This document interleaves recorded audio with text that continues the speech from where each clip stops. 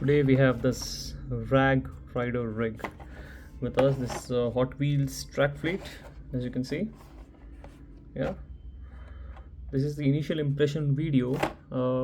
It says 3 plus here. Well, definitely I'm not. And oh wow, look at this.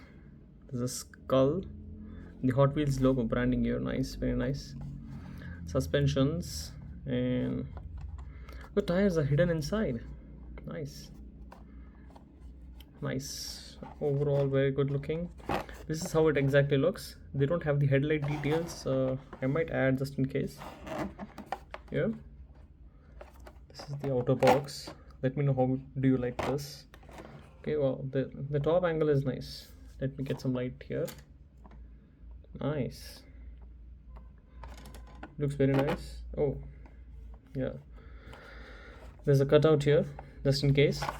And here we have the back, and let's see, this one is this one rider rake, I'm sorry, and we don't have these because it was not available.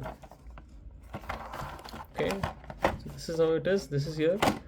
Okay, let me know what you guys think and stay tuned for the unboxing video.